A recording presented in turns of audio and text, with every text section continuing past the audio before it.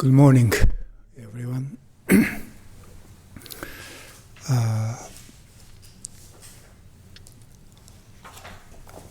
As you may found this flyer on the bulletin board, Walter asked me or invited me to visit his class, summer course, and give 3 talks on this book, Opening the Hand of Thought. He used 3 texts on Dōgen, 4 texts, and those are Heart of Dōgen Shōbo Genzo. This is a collection of his translations of Shōbo Genzo. And the second is Abe Masao's Study of Dōgen. This is a collection of Masao Abe is a Japanese philosopher and scholars who studied Dōgen. And third is The Mind, Beginner's Mind by Suzuki Shunryu Rōshi. And the final one is Opening the Hand of Thought. And last Thursday, I visited his class and I gave first talk, mainly talked on his life, Okumura Rōshi's life, and basic understanding of Buddhism in general. And I'm going to visit his class twice next week, Tuesday and Thursday. Anyway, so after I came back from Japan, I read many of Okumura Rōshi's books, both in English and in Japanese. Actually, there are more than 20 books are published in Japanese, and only 1, 2, 3 books were translated into English. Anyway, and I thought it might be a good idea to talk on this book, Opening the Hand of Thought. I think this is one of the good instruction on Zazen practice and the meaning of Zazen practice in our life. So on Sunday mornings from now, I don't know how long does it take. I'm going to talk on this book. If you want to have a copy of this book, you can find in the office. Have you all read this book? If you don't, please try. This is a good book, I think, because I translated this.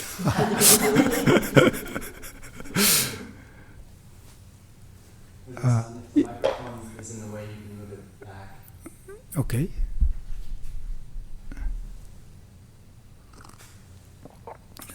And so, as a kind of an introduction this morning, I'm going to talk on the title and the dedication in the beginning of this book.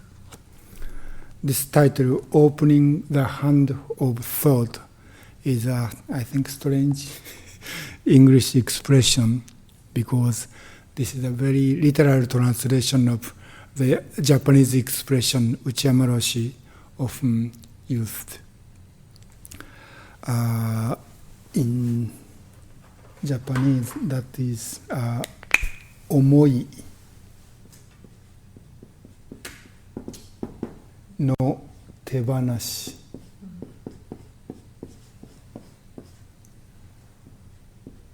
思いの手放し。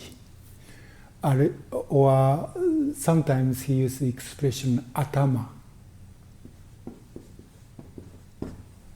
頭。思い means think or thought, and atama means head.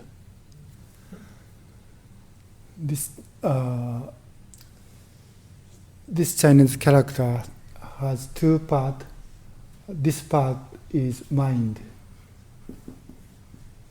and this part means rice paddy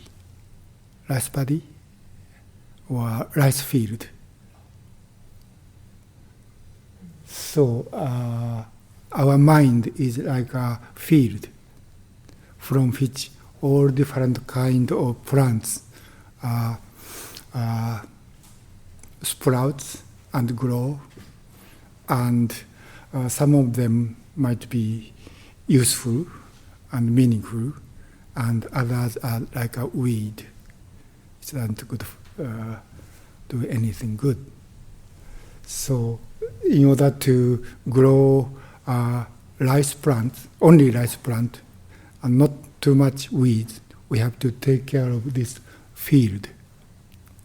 And the thought coming from our mind is like plants, growing in the field. That is the idea of this Chinese character.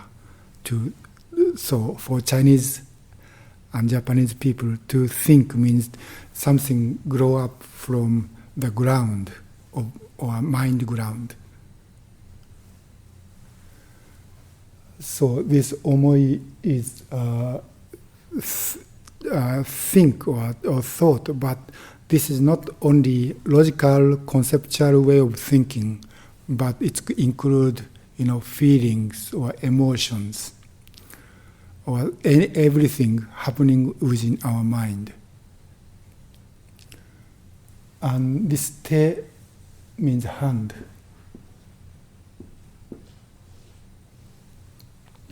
And hanasu means to ungrasp.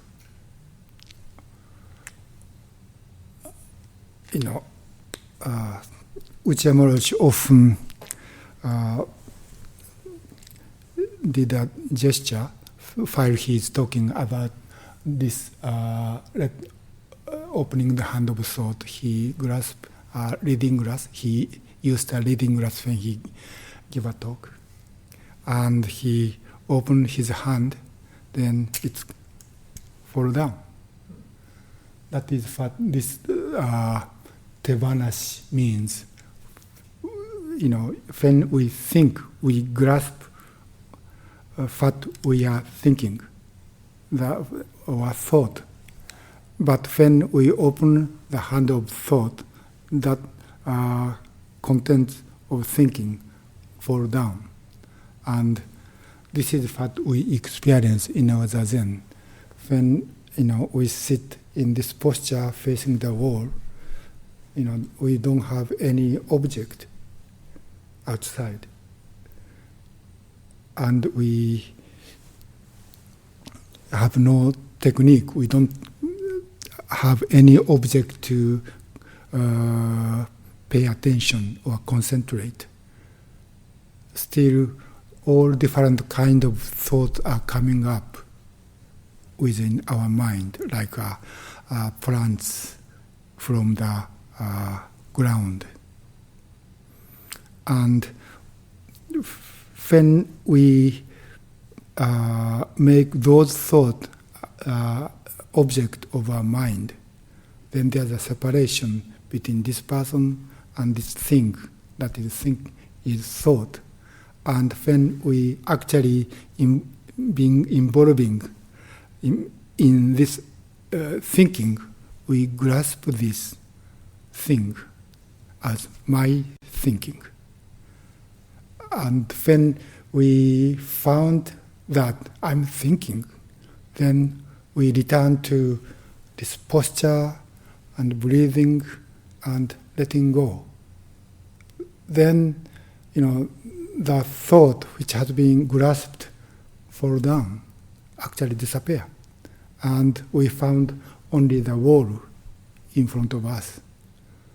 This is what this omoi no tebanashi means. I think all of you experienced this kind of thing. When we involved in thinking, somehow we aware that we are thinking, so we return to sitting. Then the thought disappear, and we aware that when we are thinking, we don't really hear the birds singing, but when we return to sitting and stop thinking, we start to hear the birds singing or something, the sound in front around us. That is awakening.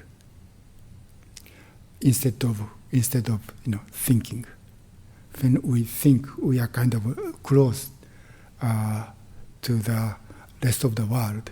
But when we stop thinking or letting go of thought, we aware things happening.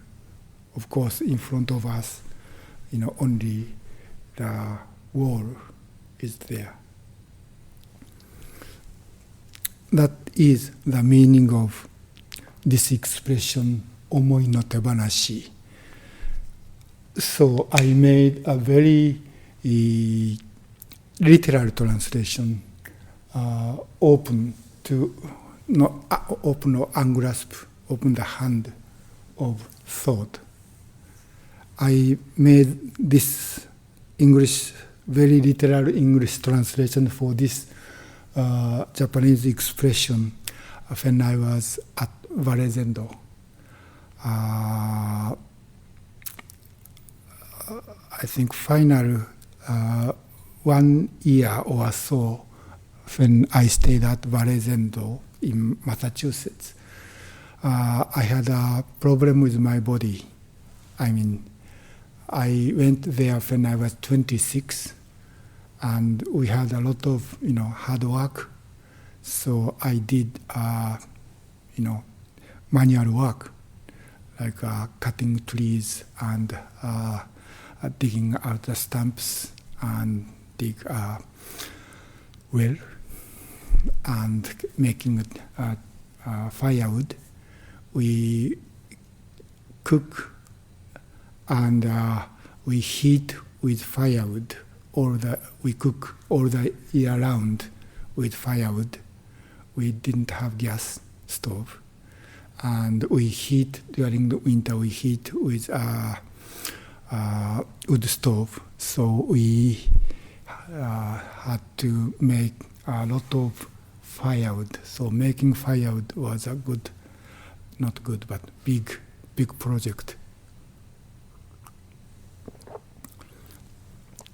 In my 20s, I was okay. I thought the more I use my body becomes stronger.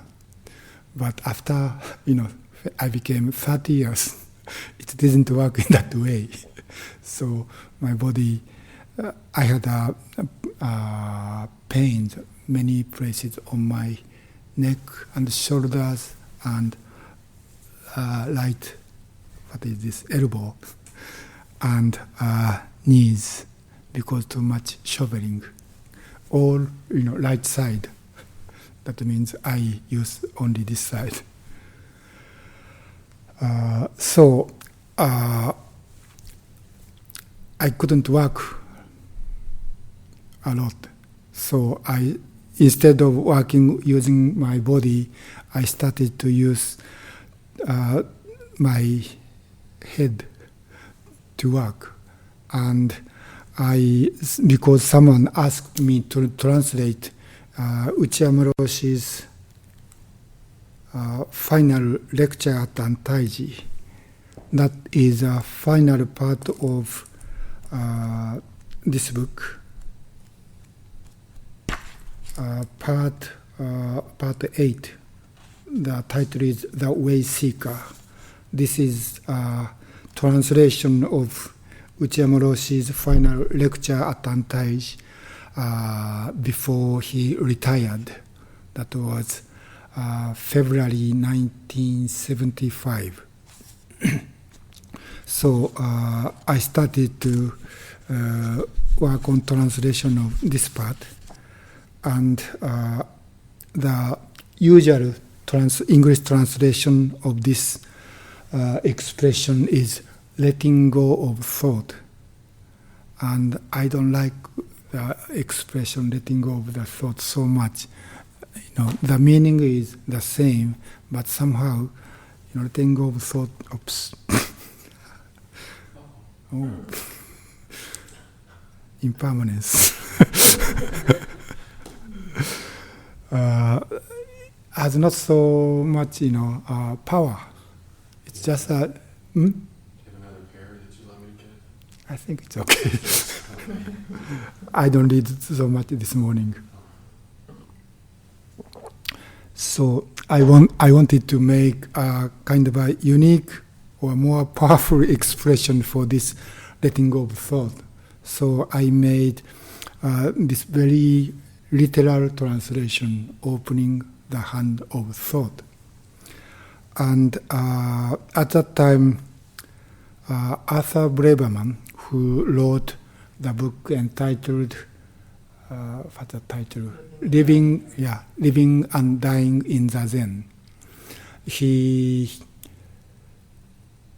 He lived in Massachusetts, not far from Barezendo, and came to sit sesshin every month for a few years. But he because his wife was an artist, painter, and she wanted to live in New York City. So they moved to New York City, and Arthur wanted to practice sesshin in the city. So I went to New York City from Massachusetts to do weekend sesshin each month.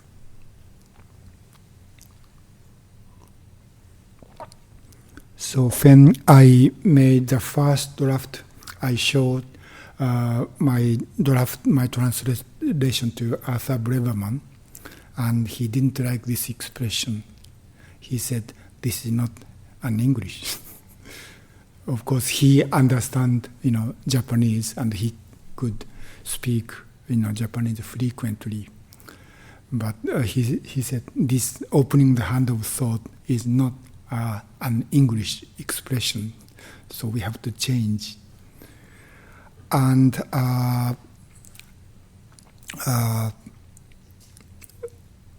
soon after that, I made a rough draft of that translation of this lecture. I had to go back to Japan because I didn't have money to have treatment. And I started to work on a translation project with Daitsu Tomwright. And we started to work on this book. The original title was Seimei no Jitsubutsu, or the reality of life. And that is a book, main part of this book. Actually, the book was already published, translated and published earlier in, I think, 1973. Original book in Japanese was written, I think, in 1971. I was ordained in the year 1970, in December 8th. And when I wanted to quit the school, but Okumura Rōshi encouraged me to finish the school. I had to go one more year. So I returned to Tokyo and went to the school, the university. I received a letter from Okumura Rōshi, and he wrote that he was writing a book, manual of Zazen practice for Westerners. And that was this book. So, from the very beginning, Okumura Rōshi wrote this book for the Westerners, because at that time means early 70s, we had many people from the United States, also Europe, visited Kyoto and came to Antaiji to practice with us. And some of them lived in the neighborhood of Antaiji and came to Zazen every morning and practiced sesshin with us each month. So Okumura Rōshi wanted to give instruction about the meaning of Zazen practice and also teaching of Buddha Dharma by Dōgen Zenji. And sometimes he gave lectures for Westerners with a translator. But he didn't speak any foreign language besides Japanese. So he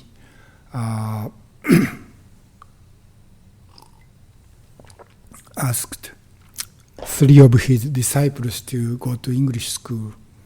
And he said, from now on, we need someone who had a very thorough experience of Zazen and who could give explanation or instruction about Zazen and Dharma in English or Western languages. So I was one of them. So I started to study English. Until I finished my university, I had no desire to study English. I didn't. Of course, I studied English for 9 years in my middle school, high school, and university, but I didn't speak English at all, and I was not interested in English at all. But somehow, when my teacher asked me, I couldn't say no. That was my problem. I'm still not good at saying no. So I said yes. That was a problem. And that, unwilling yes determined rest of my life. And I'm still here talking in English. Anyway, so he had many students who came from United States or Europe. So he wanted to talk with them in daily basis, and he wanted to give lectures, but he couldn't so often. So he tried to write a manual of Zazen practice, mainly for Westerners, because another reason was he studied Western philosophy when he was a university student. He went to both undergraduate and graduate school, so he had a master's degree on Western philosophy. He mainly studied German philosophy. And while he was studying Western philosophy, he thought he needed to understand Christian theology in order to really understand Western philosophy.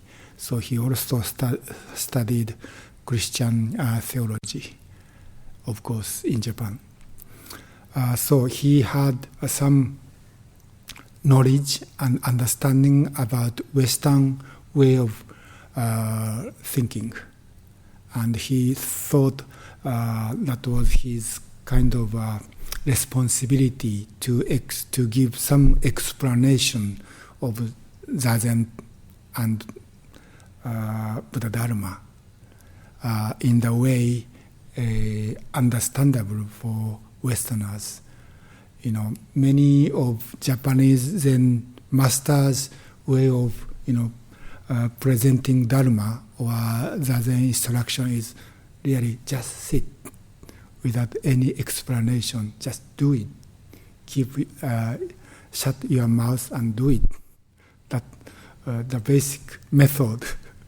But Dōgen Zenji, not Dōgen Zenji, but Uchimura Rōshi want to give first understandable explanation, because he thought, for Western people, intellectual understanding is important. At least, Uchimura Rōshi said, at least they have to understand what thinking is not enough. Why we have to just sit. Why we have to practice using our body. So at least that explanation should be given. And that is his desire or wish that he want to present understandable instruction about Zazen before they really start to sit. I mean, the session at Antaiji was, I think you have some experience, but very, simply just sitting. No explanation or instruction was given, so they have to really sit, no matter whether they had some understanding or not.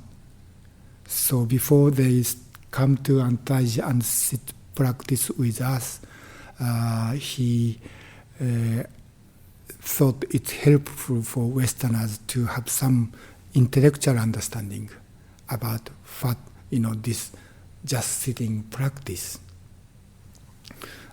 That was the reason he wrote this book.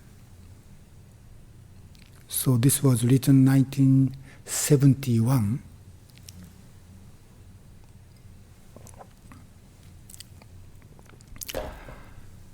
And it was translated right after the publication by three of Uchimura Rōshi's Western students, Steve Yenick, Fred Stover, and Tom Wright.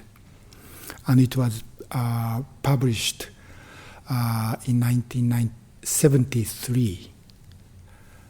I started to study English in 1972. The year I graduated from the university. At that time, because I started to study English, I wanted to study, Soto Zen in English for my study.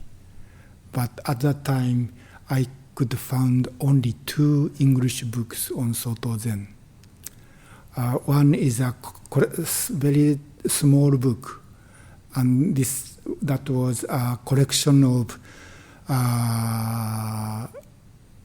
translation of Shobo Genzo by a Japanese scholar.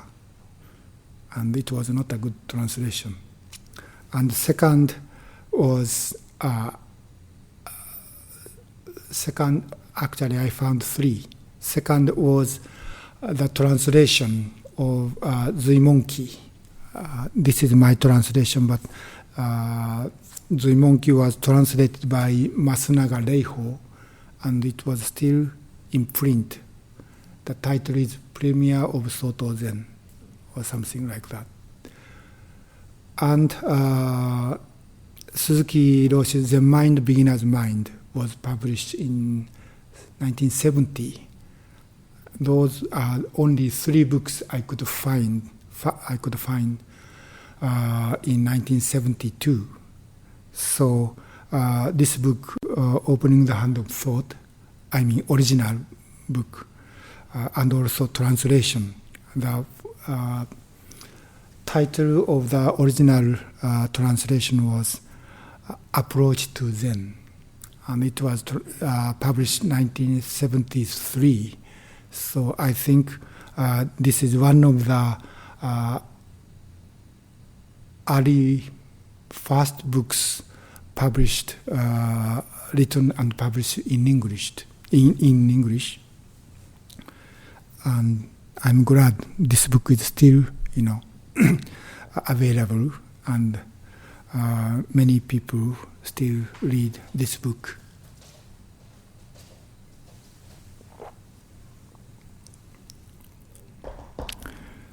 And in the beginning of this book, there is a dedication that says, to all who are practicing the Buddha Dharma. So this book is dedicated to all who are practicing the Buddha Dharma. This dedication was not in Okumura Rōshi's original, so this dedication is from translators, from three of us, Tom Wright, myself, and Jisho Wana. Jisho Wana was one of, not Katagiri Rōshi's. She was ordained by Dōgen Akiyama at Milwaukee Zen Center. Jisho Wana is a priest and also a professional editor. She edits many of Buddhist books. And she started to practice Zazen with Katagiri Rōshi. And yet at that time she lived in Massachusetts, not far from Valezendo. So after she started to practice with Katagiri Rōshi, she found there is a small zendo in the western Massachusetts, and so she started to come to sit at Valezendo. And I think she received lay ordination or precept from one of my Dharma brothers staying at Valezendo, I think.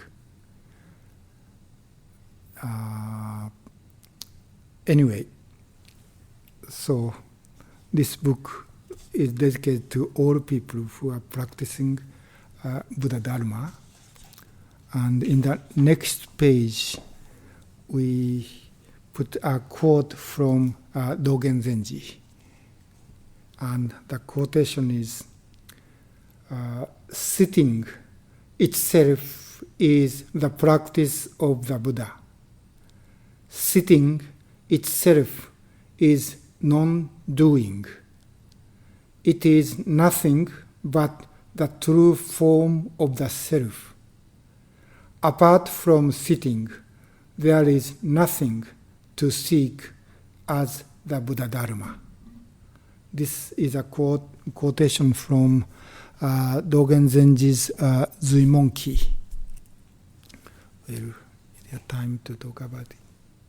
I think so. I think this is one of the most important teaching of Dōgen Zenji about Zazen in Zuimonki. And Okumura Rōshi also thought this is really important.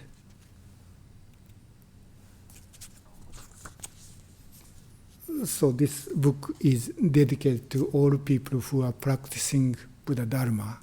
And according to Dōgen Zenji, this sitting is itself Buddha Dharma.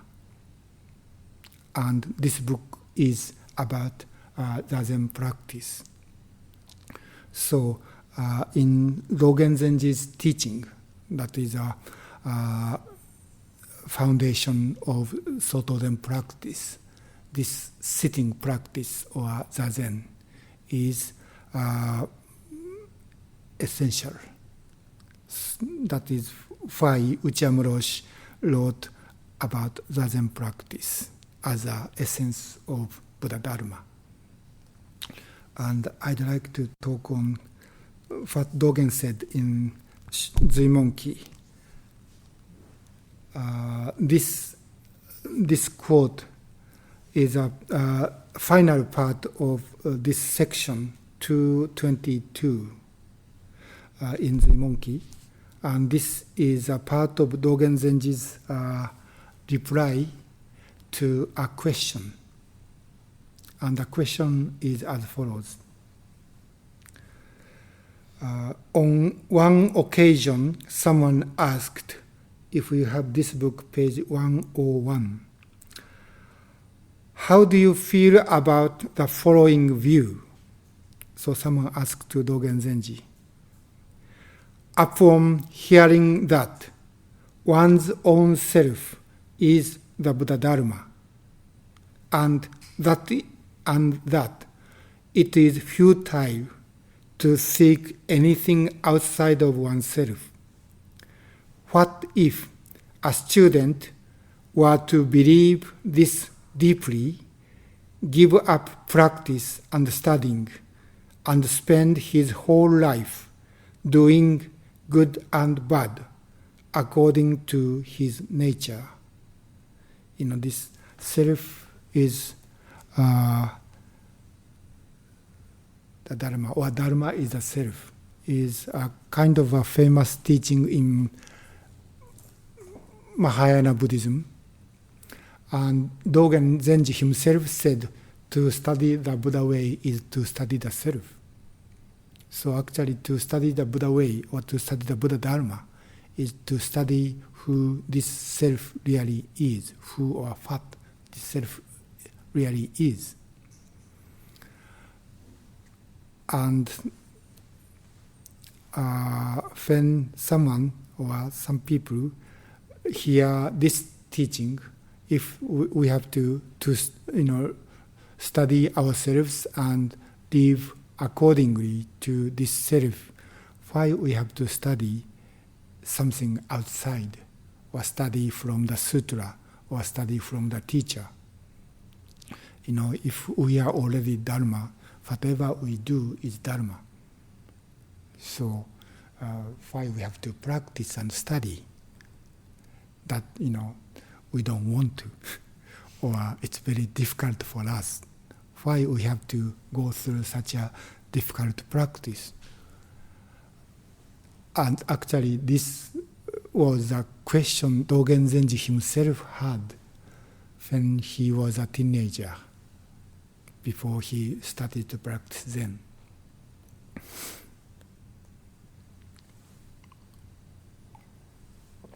So in a sense, this is his own question, and he gave the answer to this question. If we already live within Dharma, Dharma means reality of all beings. As a part of all beings, I always said we are born within the reality, and we are living within the reality and dying within the reality of interdependent origination. So we are already within the reality, or within the way. We cannot get out of the way or reality. We are always there. If so, why we have to, study the reality if we are already there? That was the question. And Dōgen Zenji's answer is as follows. Dōgen taught, in this view, the person's words and reality are contradictory.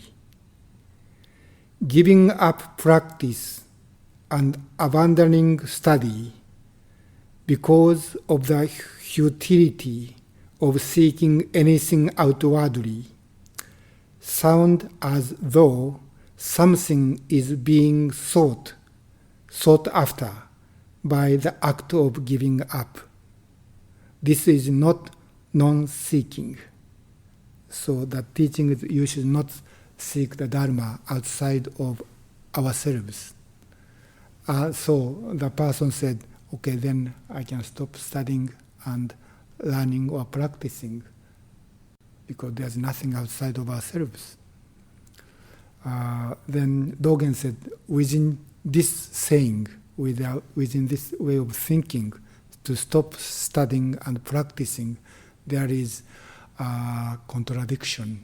That is, by stopping studying and practicing, the person is still seeking something.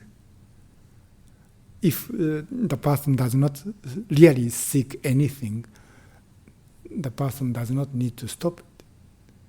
But the person want to stop it because the person want to something. So the desire is not really ceased.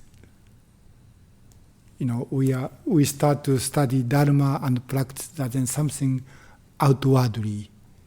And when we receive the instruction, you cannot seek anything outside. Then we think, okay, then I stop seeking outside and I stop practicing. But when we think in that way, we are still seeking something. That's something we can get by stopping practice. So this kind of teaching give us a contradiction, and we face a kind of a dead end. We cannot continue to searching the way outwardly, and yet we cannot stop. What we can do? I think this is a paradox we have to face sooner or later when we practice this kind of teaching. And this facing or reaching this dead end is really important. I mean, we cannot do practice to get something, and yet we cannot give up practicing. So what we can do, whatever we do is seeking, this way or by stopping. So what we can do is really a dead end of our personal effort to searching the way or truth or Buddha Dharma. I think sooner or later we have to really face this paradox. And it's important to keep practicing within that condition. Anyway,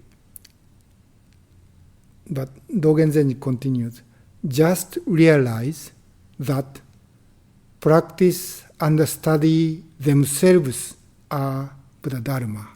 So this is Dōgen Zenji's advice to the person or people who face that kind of contradiction or dead end. He said, practice and study themselves are the Buddha Dharma. It's not Buddha Dharma is something we can get from that study and practice. But this study and practice is itself Buddha Dharma. So Buddha Dharma is something we can, chase after and grasp. But this sitting and studying itself is Buddha Dharma. That is very basic teaching of Dōgen, and this is the answer Dōgen for himself to the question he had when he was a teenager. Why we have to practice? And his answer is because practice is itself Buddha Dharma. So we don't really seeking after anything besides just sitting and studying. Without seeking anything, refrain from engaging in worldly affairs or evil things, even if you have the mind to do so. So you have to give up something you want.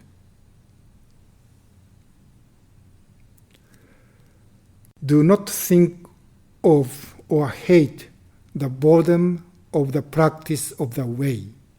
Practice Zazen is not so interesting and not so exciting.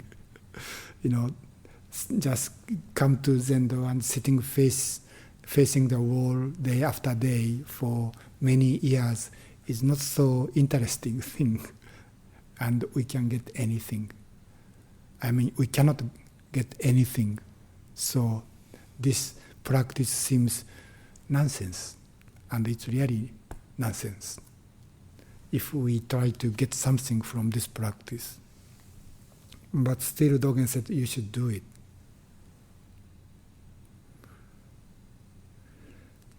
Just practice wholeheartedly. Just practice wholeheartedly. Practice without even seeking after the completion of the way or the attainment of the result. Result means, what we are expecting usually from this practice is so-called enlightenment, some kind of awakening to the reality, and we attain the so-called wisdom. That is our expectation from this practice. But Dōgen said we should give up those expectation, or that I think usually that is our motivation to practice and study Dharma. That means we should give up our motivation. If we have to give up our motivation, what is the energy we can use to continue to practice? This is very difficult question. If we don't have motivation, or if we have to give up motivation, what is the energy which allows us to keep practicing, this kind of strange and not so exciting practice? We need to find that energy that is much deeper than our personal motivation, so-called motivation, that I wish or I want, I hope, that came from our mind. And according to Dōgen, that energy which allows us to keep sitting came from much deeper than our so-called personal motivation, our wish or desire or aspiration. That is, according to Chamers, that is from our life force itself.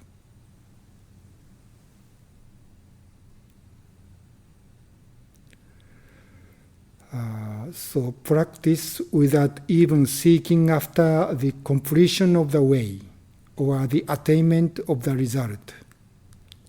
This attitude is in accordance with the principle of non-seeking. So non-seeking is nirvana. As far as we are seeking something outside, sometimes we feel I get it. I feel we are successful and I get it. Or more often, we feel, I still don't see it or cannot get it. So within our practice of searching the way, we create samsara. I want to get it, so-called dharma or wisdom or enlightenment. Still, I cannot do it. So I feel, more pain or suffering.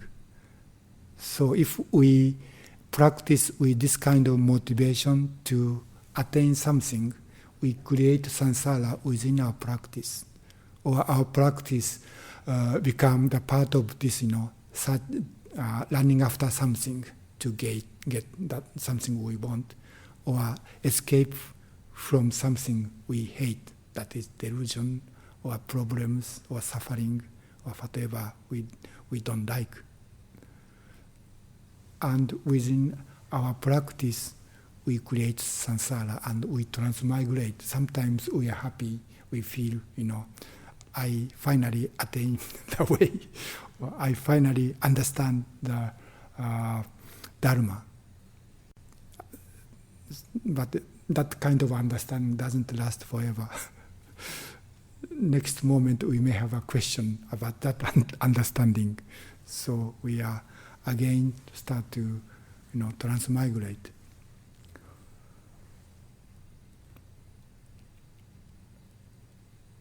And finally he said, through Nangaku's polishing a tile to make a mirror, he was admonishing Basos seeking to become a Buddha.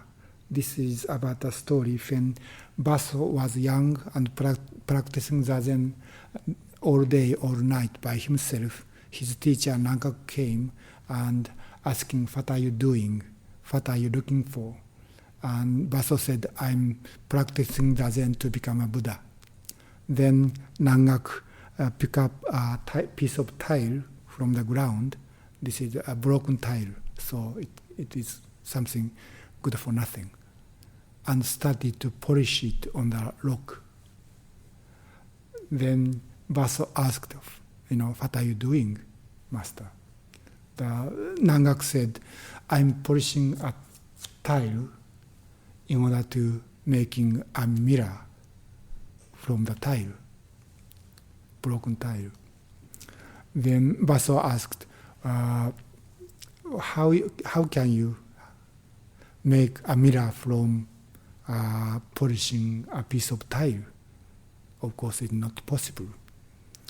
Then Baso asked Nangaku, the teacher asked to Baso, "If so, how can you make yourself into Buddha by sitting Zazen?" That was a very famous question. That means you cannot become Buddha by sitting. So forget about sitting. That was a common understanding of this koan story. That means Buddha or Dharma is something formless.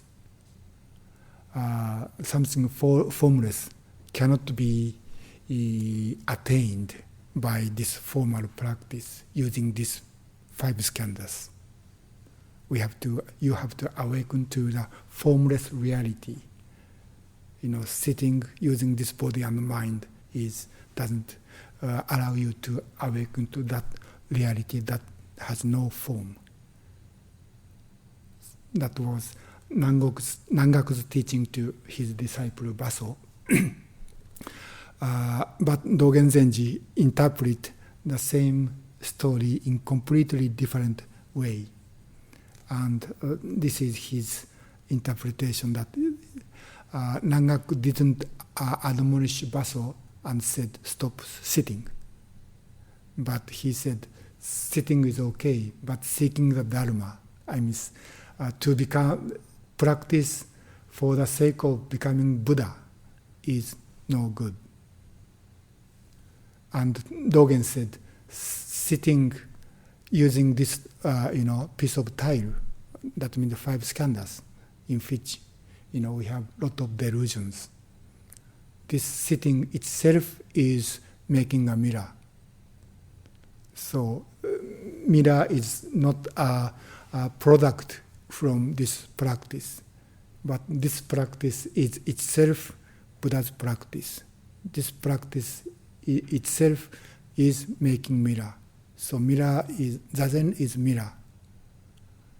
Zazen is, of course, polishing a tile. That means we practice using this, 5 skandhas. That is causes and correction of our karmic, experiences.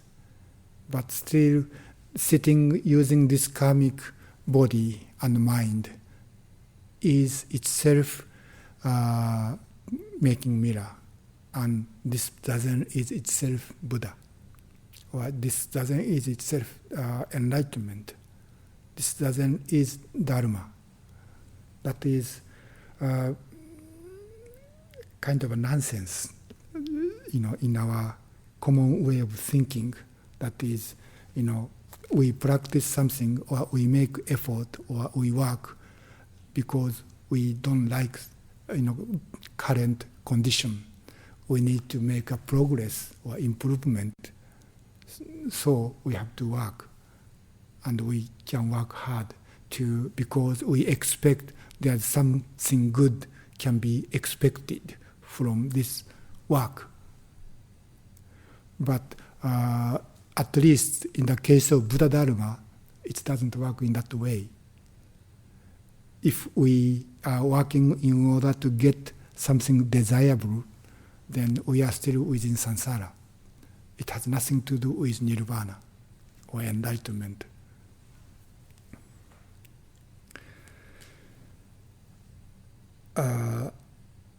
Anyway, so Dōgen said in that story, Nangaku admonished his clinging to practice in order to attain something, but he didn't tell him stop practicing, but he said just sit is good enough. And finally he said, sitting itself is the practice of the Buddha. Sitting itself is non-doing. It is nothing but the true form of the self. Apart from sitting, there is nothing to seek as the Buddha Dharma. So this sitting is itself Buddha Dharma.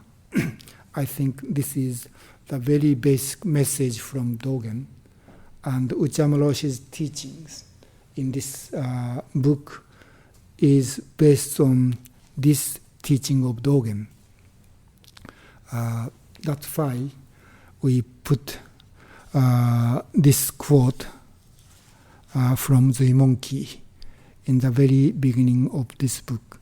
So this dedication and this quote is not from Okumura Rōshi, but from three of us to the readers, to pointing what this book is all about. Well, it's 11. Any question? Please. Right at the beginning, the character you said above was a rice field and below is mind. Can you say something about how that rice field, I think you said something, but I didn't quite get it, about what the rice field does with the mind so that it becomes thought?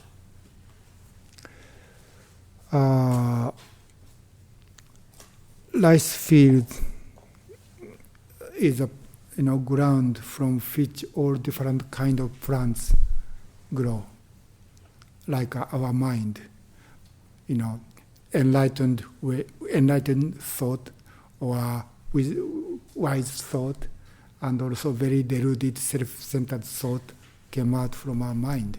Whatever plant came out.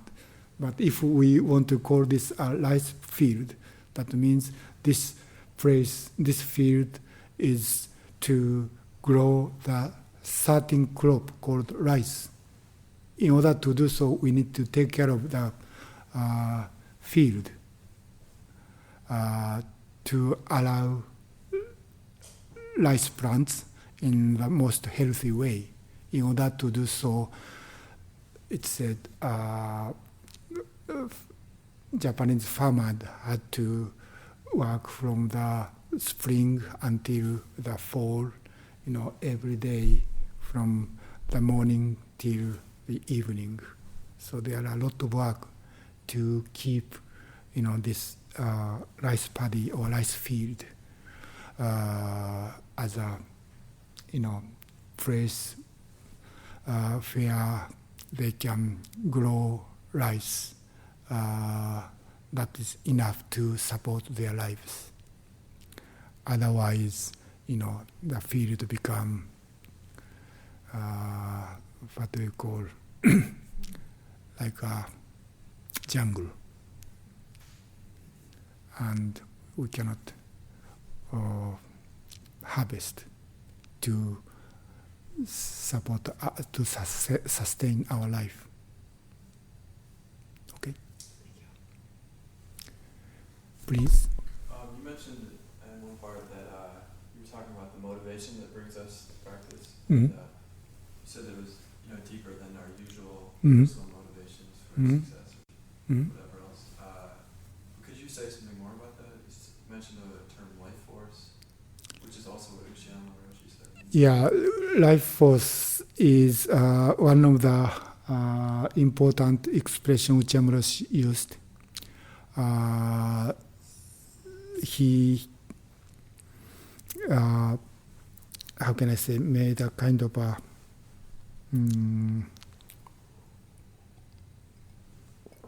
pair as 生命と思い、life and thought or thinking. Thinking is a part of our life. Our head is part of our body. But somehow we think. Thinking is owner of this body and mind. Owner or lord or how can I say, operator or driver of the car. This body and mind is like a car. And we feel, what we think, our thinking is like a driver. By thinking, we, operate this body and mind. But actually, this thinking is only a small part of our life. But we think this small part of our life owns the life. And according to Okumura Rōshi, that is a basic delusion. So we have to use our ability to think as a part of the life force instead of thinking this ability to think is the owner of our life. Does it make sense? And what when he said we should awaken to that deeper life force, or instead of our motivation came from our mind, he said our practice, not only practice, but our life is how to keep that life force function in the most healthy way. And in order to do so, we need to our thinking. But more often we use our thinking, but thinking use our body and mind, and makes our life more problematic. So by letting go of thought means we need to awaken to the deeper life force instead of keeping our thinking mind as owner of this body and mind. Okay. Any other questions? Okay, thank you for listening.